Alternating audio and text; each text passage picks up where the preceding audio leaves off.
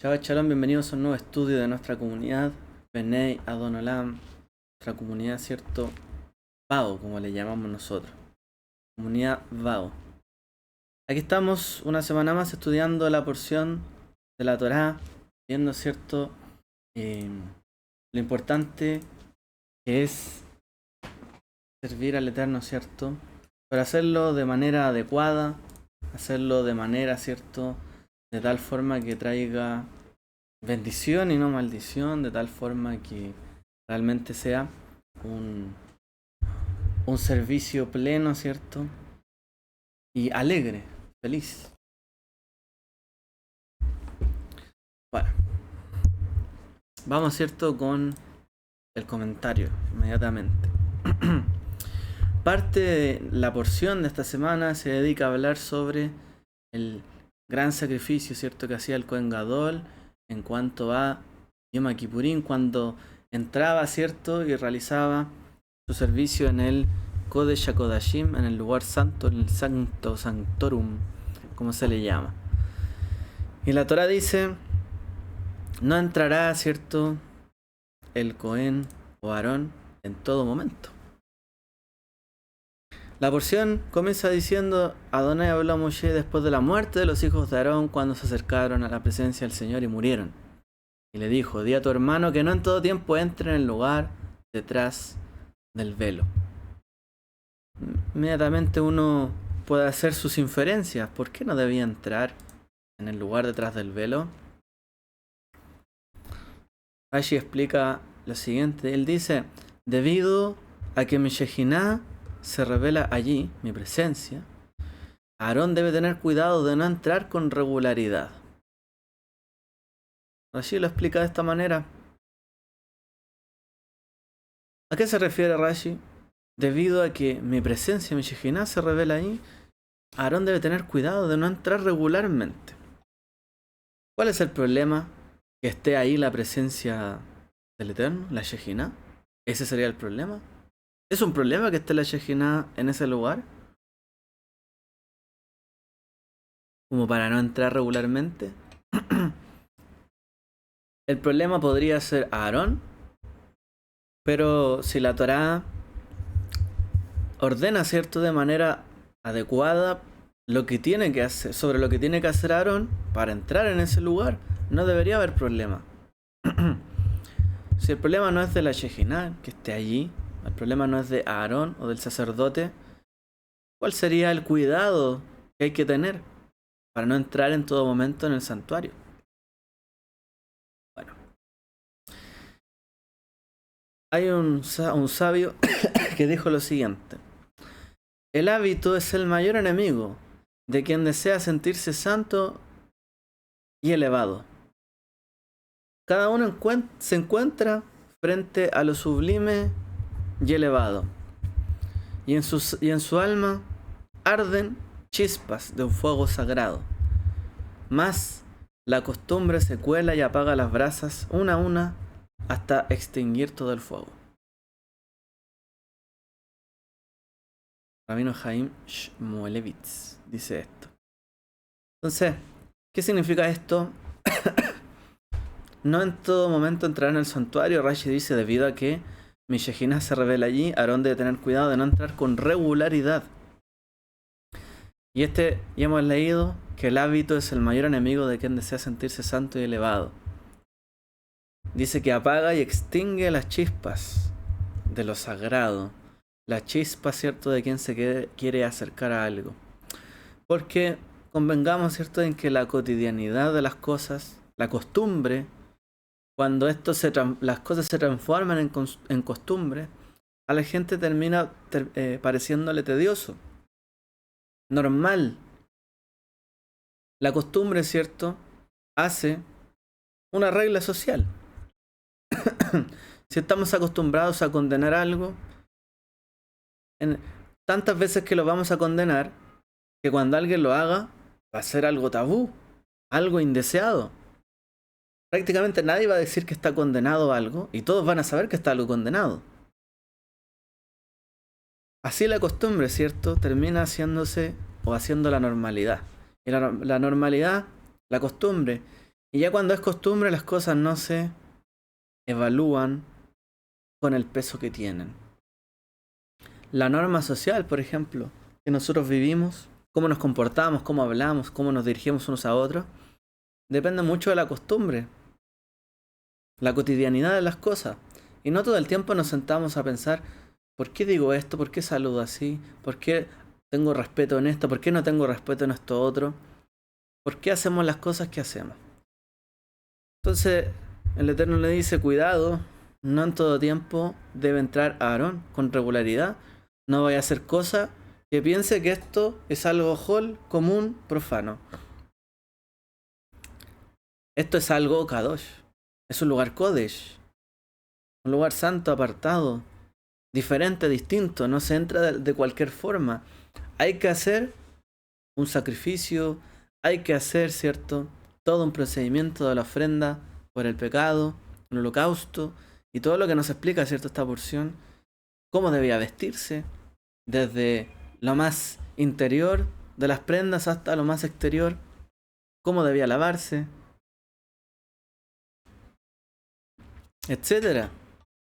Cuidado de no hacer la presencia del Eterno como algo totalmente normal, de tal forma que se banalizara. En el mismo sentido, el profeta Ezequiel, en el capítulo 46, dice: cuando el pueblo se presente ante Hashem en los días señalados, quien entre por la puerta norte, es decir, del templo, para postrarse, saldrá por la puerta del sur.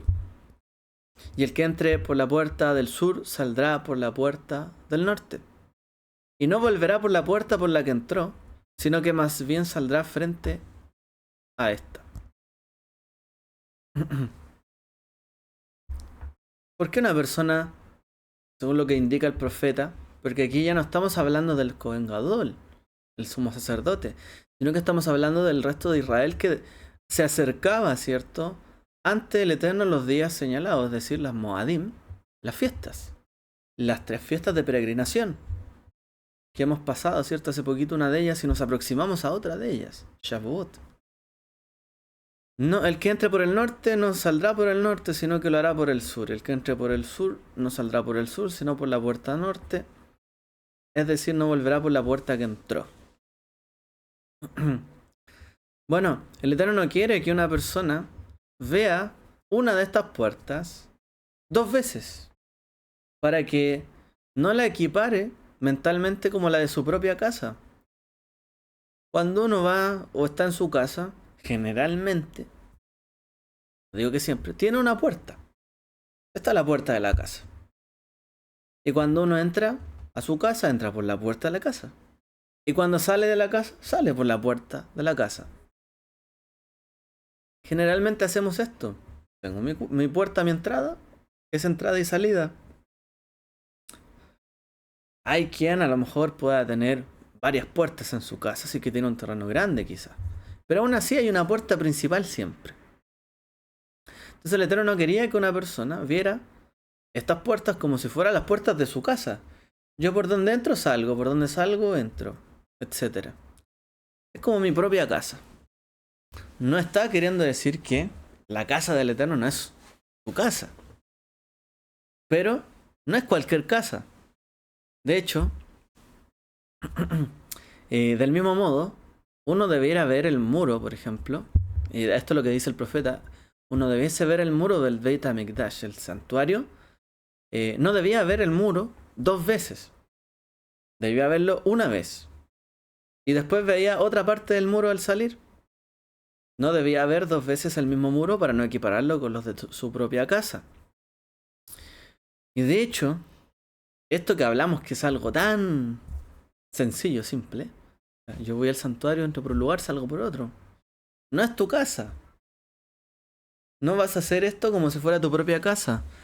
Porque dicen los sabios que precisamente el pecado del Jeta Egel, el pecado del becerro de oro, y su causa fue porque no le dieron por sentado que estaba ahí el Ohel Moed y comenzaron a verlo como algo común y a menospreciarlo. ¿Qué era el Ohel Moed del santuario? El tabernáculo, la tienda de reunión. Estaba ahí en medio de ellos. La presencia de Dios estaba ahí en medio de ellos. Estaba todo el tiempo en medio de ellos. El que salía por su casa veía la presencia del Eterno. El que entraba y salía la veía. Y finalmente terminaron banalizando la presencia del Eterno en medio de ellos. De tal forma que cayeron en el pecado del becerro de oro. Aun cuando estaba ahí el Ohel Moed, la tienda de reunión, en medio de ellos. Estaba la santidad de Dios en medio de ellos. Aún así dijeron, hagamos un becerro. Es decir, comenzaron a despreciar, o a menos, desde menospreciar hasta despreciar la casa del Eterno. Pues por lo tanto, después de este pecado, leemos en la Torá que Moshe desmanteló la tienda, de hecho. En Shemot 33 dice que él desmanteló la tienda y la reconstruyó donde fuera del campamento. La llevó afuera, para que no la vieran como algo común.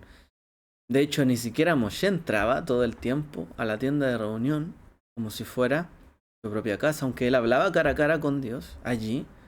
Tampoco es que pasaba ahí todo el tiempo. Veía con respeto, ¿cierto?, ese lugar. Entonces aquí, ¿cierto?, nuestros sabios enseñan que uno debe tener respeto, ¿cierto?, por el santuario, por el lugar donde el Eterno habita, y no hacerlo vano. Es decir, así como entro, no es igual así como salgo. De una manera entro, de otra manera salgo. Por un camino entro, y quizás podríamos verlo así, con un camino en mi corazón entro y por otro camino de mi corazón salgo. Algo recibo, no vuelvo igual.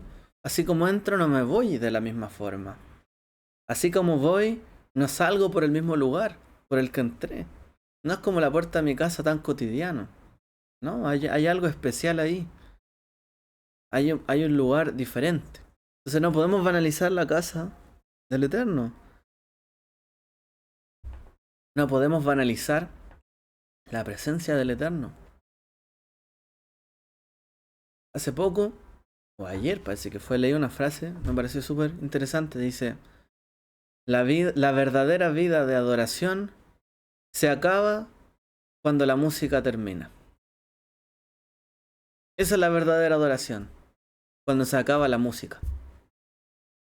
Hay personas, ¿cierto?, que a lo mejor les encanta cantar, adorar, orar, entrar, ¿cierto?, en un momento de fuego, de profundo elevación, ¿cierto?, espiritual, en medio de los cánticos, la adoración, etc. Pero la verdadera vida de adoración viene después de esto.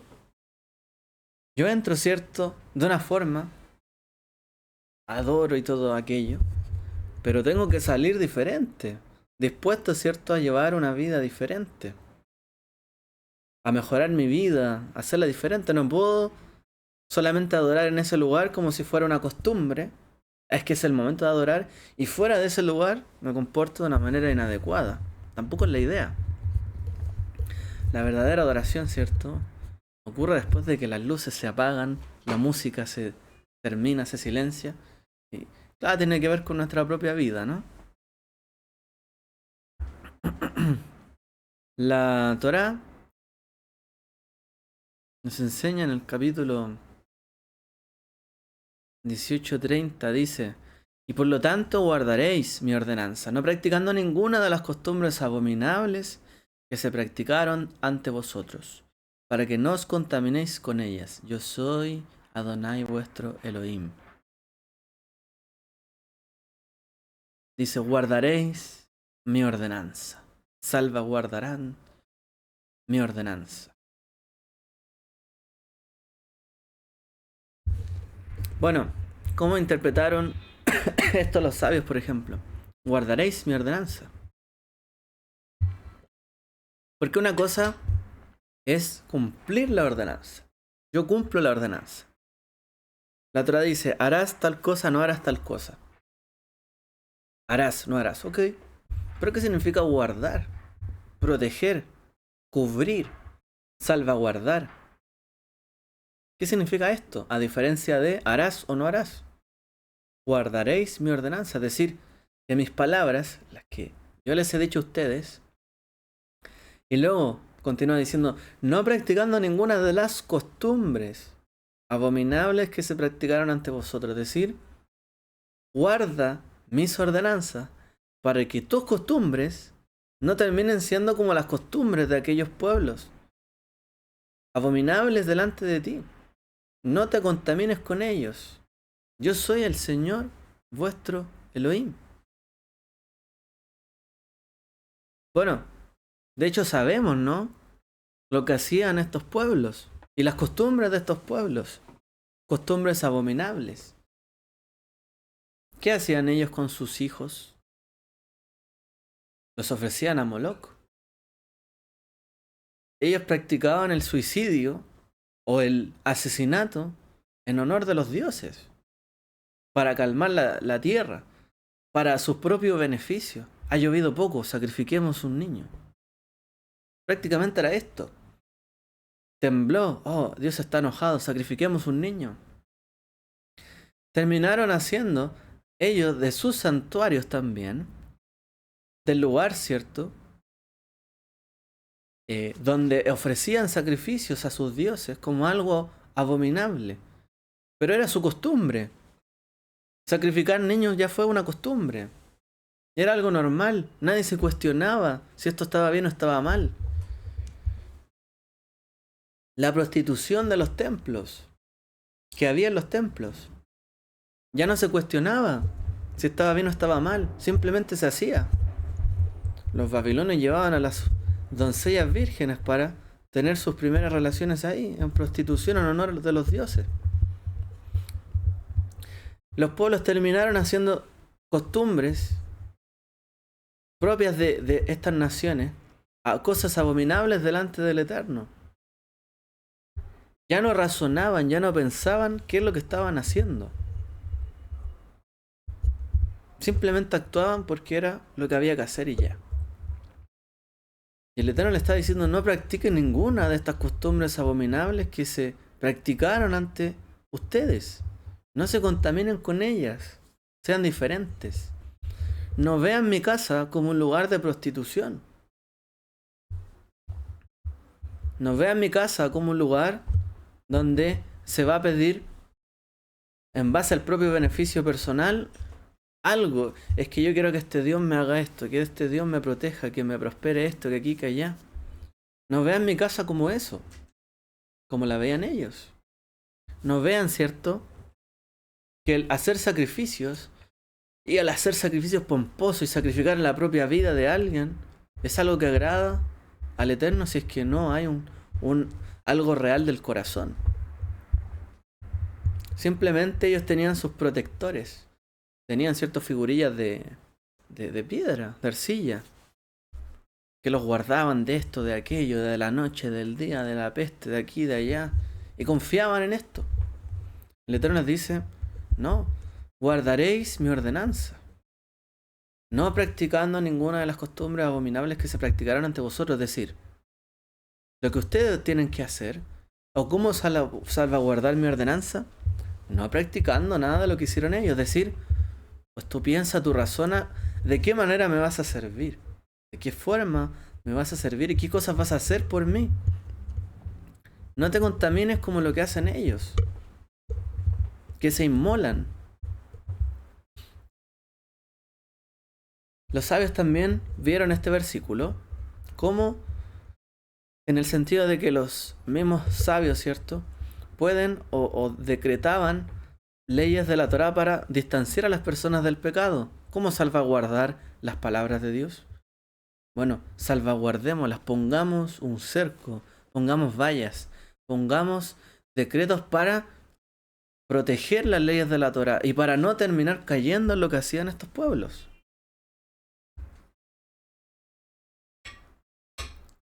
No solamente esta palabra se cumplió cuando los hijos de Israel llegaron a la tierra prometida, teniendo que expulsar a estas naciones y enfrentándose a las costumbres de ellos, sino que también en la dispersión tuvieron los judíos que enfrentarse a las prácticas de las naciones. Y también tuvieron la prueba cuando Israel fue un lugar establecido y recibía a personas de las naciones, de no practicar las cosas abominables de otras naciones. Es decir, este mandamiento sigue vigente. Hasta nosotros sigue vigente. No practicar las cosas abominables, costumbres de otras naciones. Ni del nativo ni del forastero, dice. Guardaré mis estatutos, mis leyes, no haré ninguna de estas abominaciones, ni el nativo ni el forastero que reside entre vosotros. Es decir, nadie que llegue a tu tierra debería hacer estas cosas. Cuidado. No sea que la tierra os vomite por haberla contaminado como vomitó a la nación que estuvo ante vosotros. Antes de vosotros. Y eso es lo que leímos, de hecho, en la Haftará. Estaba lleno de abominación Israel. Ciudad que derrama sangre en medio de sí misma para que llegue su hora, que se hace de ídolos para contaminarse. Pues la sangre que has derramado te has hecho culpable. Con ídolos que has hecho te has contaminado. Has hecho acercar tu día y ha llegado al término de tus años. Etcétera. Ciudad de mala fama, llena de confusión. Se burlarán de ti. En ti despreciaron al padre y a la madre. Trataron con violencia al extranjero. Oprimieron al huérfano, a la viuda. O sea, todo lo que yo les dije que no tenían que hacer, que hacían estas naciones, ustedes lo están haciendo. Trataron con violencia al extranjero, oprimieron al huérfano, a la viuda. Despreciaron las cosas sagradas, profanaron mis días de reposo. Estos calumniadores han estado para derramar sangre. Han comido en los santuarios de los montes. Han hecho perversidades en los santuarios. Han descubierto la desnudez del padre. Han humillado a la que estaba impura por su periodo. Han cometido abominación con la mujer de su prójimo, etcétera, etcétera, etcétera. O sea, toda esta deshonestidad, Israel también cayó. Es lo que el Eterno está diciendo. Ojo, salvaguarden mis ordenanzas. O sea, no solamente no hagan lo que ellos hicieron. Y cuando dice no hagan lo que ellos hicieron, no está prohibiendo o diciendo que hay que hacer. Está diciendo no hagan lo que ellos hicieron, pero a la vez tú haces algo diferente. No vas a hacer lo mismo. ¿Y cómo me preocupo de no hacer lo mismo? Tengo que salvaguardar las palabras de Dios para no caer en eso. ¿Cómo no caigo? Los sabios pusieron leyes para protegernos de estas cosas y distanciar a las personas del pecado. En el fondo, por ejemplo, los sabios pusieron un horario para el Shema. Algo sencillo. Dijeron hasta medianoche se puede recitar. Aunque se podría recitar durante toda la noche el Shema. Pero dijeron hasta medianoche. ¿Para qué? Para que la gente no se vaya a quedar dormida y no lo recite. Y dijeron, bueno, recítalo hasta acá. De tal forma, ¿cierto? En que se disminuya la posibilidad de cometer una transgresión de la Torá. En Bereshit 3.3 dice que Javá dijo, Javá Eva, del fruto del árbol que está en el centro del jardín. Dios ha dicho, no comerás ni tocarás para que no mueras. Pero el Eterno nunca había dicho eso. Él dijo que si Adán y Javá comían del árbol del conocimiento morirían. Pero nunca dijo que morirían si tocaban ese árbol. ¿Por qué Javá, digamos en representación de nosotros, citó mal a Dios?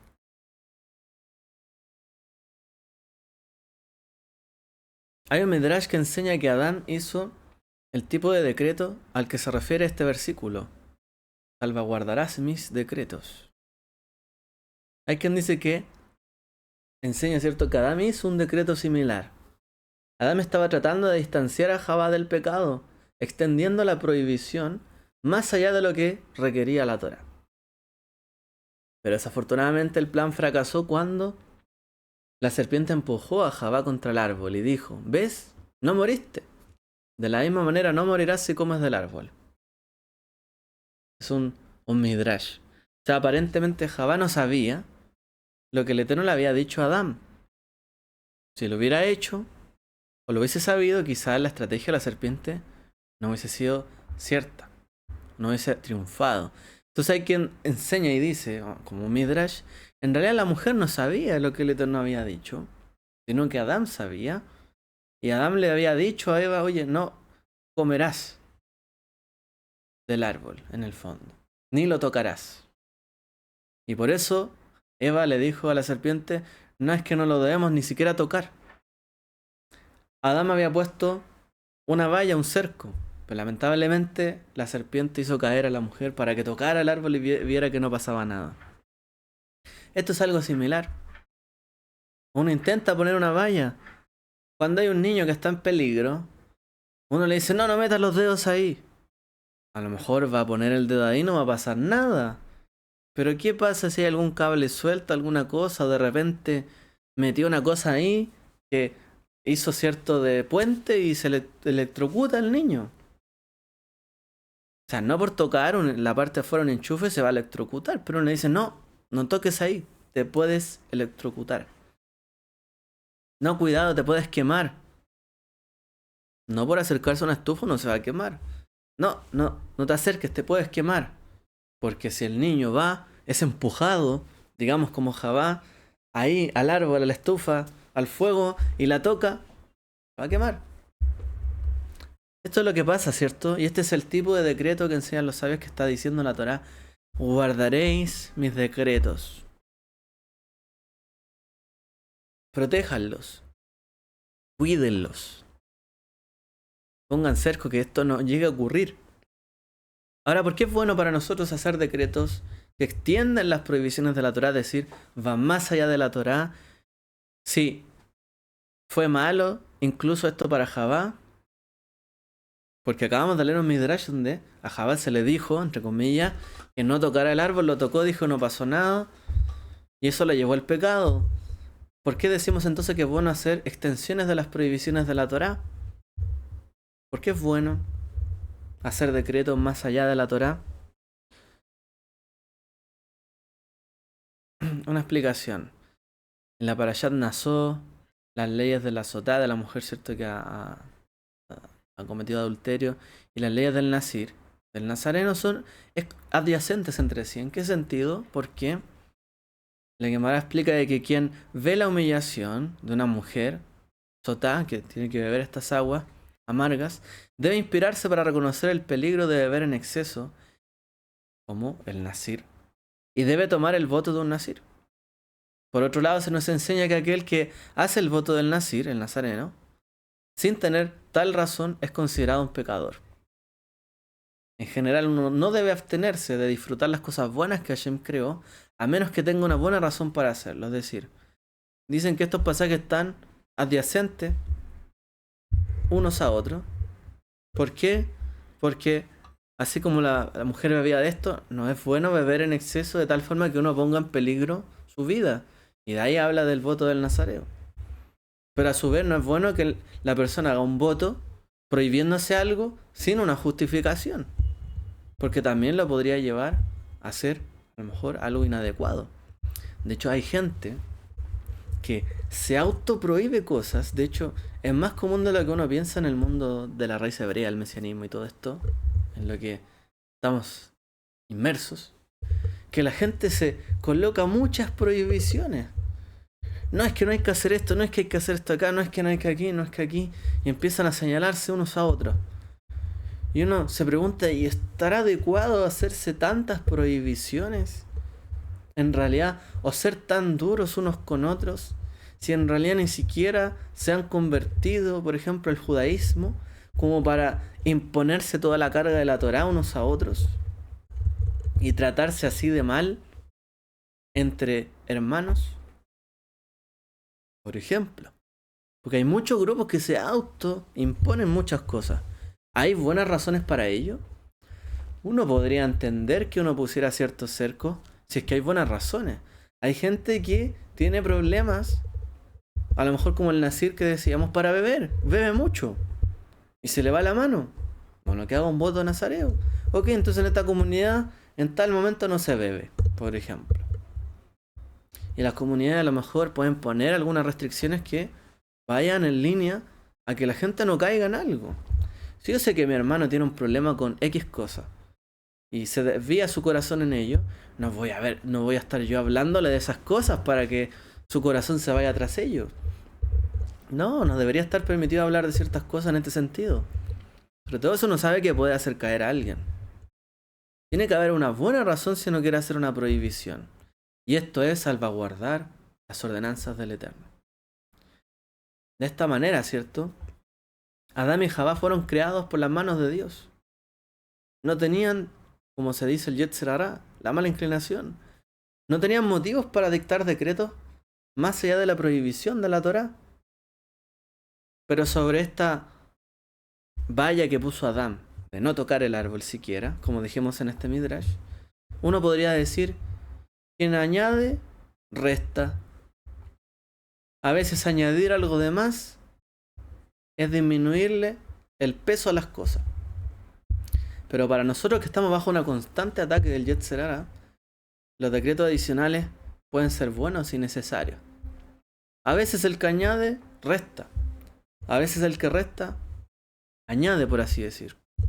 O le da más peso a las cosas. Por ejemplo, con la santidad del santuario. A veces cuando uno hace menos, se mueve menos, está más tranquilo, habla menos, está concentrado haciendo lo que tiene que hacer. En el momento en que se permite hacerlo, añade santidad. Y salvaguarda la Torá. Y no hace cosas abominables. Pero a veces quien añade, y no es que hay que hacer esto, que esto otro, y va hacia acá y salta a lo mejor, y hace una y otra cosa, y a lo mejor no está demostrando así un adecuado servicio. Bueno, todo esto, ¿cierto?, que hemos mencionado, tiene que ver, ¿cierto?, que hay que salvaguardar las palabras del Eterno en nuestros corazones para no caer en lo que hacen los demás. Entonces uno debería preguntarse, ¿y por qué caen los demás? ¿En qué caen? ¿Y cómo es que llegan a caer en eso? Y uno tiene que pensar, bueno, ¿cómo yo no voy a caer en eso? Tengo que poner un cerco. El Pirkei Avot dice, hagan una cerca para la Torá. Una de las cosas que se transmitieron de los sabios desde antaño es, bueno, hagan discípulos, etc. Y dice, hagan una cerca para la Torá. Una cerca para la Torá en honor al cielo, en temor al cielo. Ahora, la barrera de la Torá demuestra, ¿cierto?, un temor a Dios hacia el cielo. Sin embargo,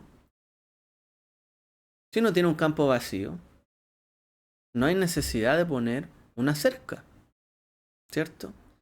De hecho, de aquí al cielo, en el cielo no hay nada. O sea, uno ve el cielo, es eterno. ¿Por qué voy a poner una cerca entre mí y el cielo? No hay necesidad de una cerca. Pero el temor al Eterno sin el conocimiento de la Torá no tiene ningún sentido. En una parte del Talmud los sabios enseñaron, es una lástima cuando una persona construye una puerta para un apartamento sin tener un apartamento. Es una pena. ¿Quién hace una puerta sin tener un lugar donde colocarla? ¿Quién haría una cerca si no tuviera temor de Dios? En el fondo, ¿por qué una persona hace una cerca, salvaguarda los mandamientos de la Torá en su vida y coloca límites en su forma de hablar, de actuar y de pensar y en su corazón? Porque tiene temor al cielo. Eso explican los sabios. Yo puedo tener la puerta y no tener una casa. Bueno, tener una cerca y no tener temor de Dios no tiene sentido. Por eso la gente que coloca barreras contra otras sin tener temor de Dios o sin darse cuenta de lo que la gente quiere, que la gente a veces quiere acercarse a Dios por temor a Él y pone barreras y pone una y otra barrera, en realidad está siendo una persona bastante desgustante, ¿cierto?, ante los ojos del Creador. Si alguien pone un cerco es porque tiene temor de Dios. Si alguien quiere tener un cerco en el Shabbat, en la fiesta, en los momentos que sea, porque tiene temor de Dios. Y quien no tiene temor de Dios, no tiene sentido ponerle tanto cerco. Deja primero que conozca, que aprenda a temer a Dios. Y de ahí enséñale los cercos de la Torá, que se encenden 2 velas de Shabbat, que se hace pan, que se hace vino, que se hace aquí y allá. Pero si no tiene temor de Dios, ¿de qué sirve todo esto? Eso es lo que enseñan los sabios. Haz una valla, una cerca para la Torá. Es lo que tenemos que hacer. Vamos a dejarlo hasta acá. Solamente con esta lección. entendiendo que el pueblo de Israel cada vez se fue deslizando más y más. De a poquito, la muerte que había en Israel les pareció normal. No atender a la viuda les pareció normal. No ayudar al huérfano les pareció normal. Tratar mal al extranjero les pareció normal. Tener ganancias deshonestas les pareció normal. Y nadie se puso un cerco. Y nadie dijo, bueno, está mal esto, pongamos cerco, pongamos leyes que nos permitan esto, que no pase esto y esto otro. Israel terminó disperso entre las naciones con palabras durísimas de parte del Creador. Como dice, por ti misma quedarás profanada a la vista de las naciones, sabrás que yo soy el Señor. Es decir, para que aprendas a temerme, dice el Eterno. ¿Por qué el Eterno castigó a su pueblo? Para que aprendieran el temor de Dios. Porque en el fondo no ponían cercas para salvaguardar la Torá, porque ya no tenían temor de Dios. Por eso el temor al Eterno, Yirat Hashem, es el principio de la sabiduría. Y el que es sabio pone cercas a sus palabras, a cuando habla, a lo que dice, a cómo se expresa. Pero si alguien no tiene temor a Dios, se desbanda totalmente.